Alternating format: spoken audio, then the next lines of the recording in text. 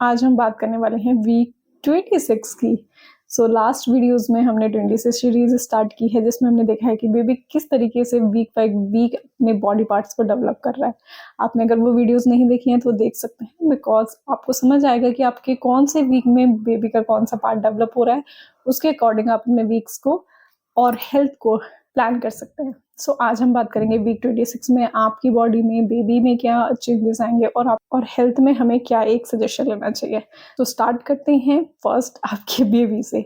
Baby में अभी क्या क्या चेंजेस आने वाले होते हैं। बेबी का पहले हम देखते हैं कि वेट ऑलमोस्ट कितना हो जाना चाहिए। स्टैंडर्डली 0.7 kg या फिर हम कह सकते हैं 700 से 800 ग्राम के बीच में आपके बेबी का वेट इस टाइम पे होना चाहिए, जो एक स्टैंडर्ड वेट माना जाता है। ऑल्सो हमने प्रीवियस वीडियोस में देखा है बेबी में सारे बॉडी पार्ट्स डेवलप हो चुके हैं, उसकी आईज फॉर्म हो चुकी हैं, उसका नर्वस सिस्टम करने लग गया है, उसके ब्लड शेल्स डेवलप हो गए हैं। तो इतने सारे बेबी में चेंजेस आ रहे हैं।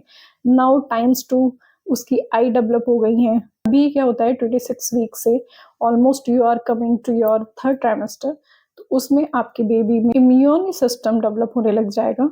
यहाँ पे एक और इंटरेस्टिंग फैक्ट आता है कि जब आपका बेबी किक करेगा ना, तब आपको समझ आएगी उसकी एक्टिविटी। दैट इज कि अगर वो किक कर रहा है that is a day time, मतलब उसका एक प्ले टाइम है। अगर किक नहीं कर रहा है that is a slip time. तो यहाँ से आप अपने बच्चे की एक्टिविटी को भी मेजर कर पाते हैं कि अगर वो एक्टिव है दैट इज उसका भी खेलने का टाइम है, और अगर वो किक्स में एक्टिव नहीं है तो भी आप देख सकते हैं कि बेबी का स्लीप टाइम है। इससे आप अपने बेबी की किक्स को भी मॉनिटर कर सकते हैं, जो ऑब्वियसली आपके आने वाले थर्ड ट्राइमेस्टर में काउंट होने वाली ही है। नाउ बात करते हैं कि आपकी बॉडी में क्या क्या चेंजेस होने वाले हैं। जैसे हमने पहले बताया कि आपकी बॉडी में इतने सारे हार्मोन्स ऊपर नीचे अप डाउन होते हैं कि जिसकी वजह से हमें कभी स्टमक में प्रॉब्लम होती है, मे बी सम आपको ईचिंग की प्रॉब्लम हो सकती है क्योंकि आपका बेबी ग्रो कर रहा है, यूट्रस ग्रो कर रहा है।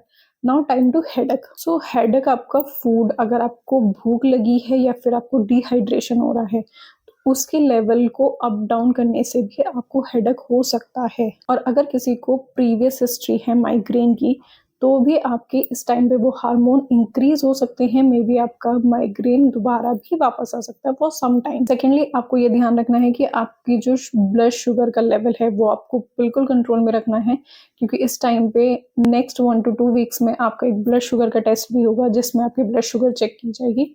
मेक श्योर कि आप अपना मीठा और नमक, मतलब सॉल्ट, शुगरी और सॉल्टी चीज़ों को बैलेंसली लें, ताकि आपको आगे जाके प्रॉब्लम्स ना हो। दूसरा, maybe some kind of clumsiness आप में आ सकती है। अब क्लम्सीनेस क्या है कि कभी कभी क्या होता है कि आपके बॉडी में वेट गेन की वजह से, वेट गेन नहीं है, because of heaviness on your uterus, उससे कभी कभी क्या हो सकता है आपका वेट डिसबैलेंस हो सकता है।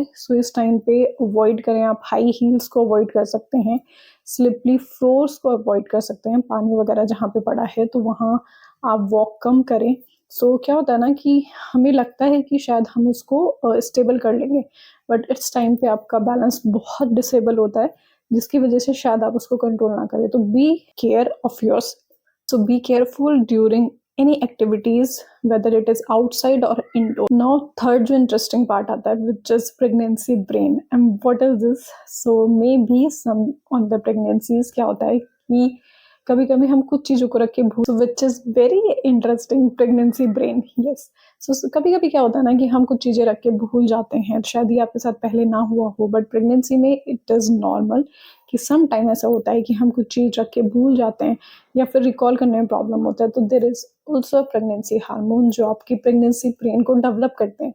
मतलब ऑलमोस्ट आपका जो बॉडी पार्ट है या फिर बॉडी का स्ट्रक्चर है वो 90% बेबी की तरफ मूव है। मतलब उसको फंक्शनेट करने में उसको क्या चाहिए, वो प्रेफरेंस पहले होती है। There is no problem if you are forget anything. अभी हम बात करेंगे हेल्थ की। हेल्थ में आज मैं आपको सजेशन दूंगी कि आप अपनी डाइट में ब्रोकली को जरूर इंक्लूड करें।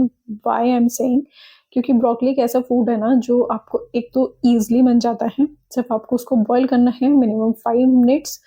उसको लेने से क्या होता है, उसमें फाइबर है, many many rich in vitamin. You can take broccoli. अभी विंटर्स के टाइम में इट इज़ वेरी चीप, आप बहुत सस्ते में इसको खरीद सकते हैं।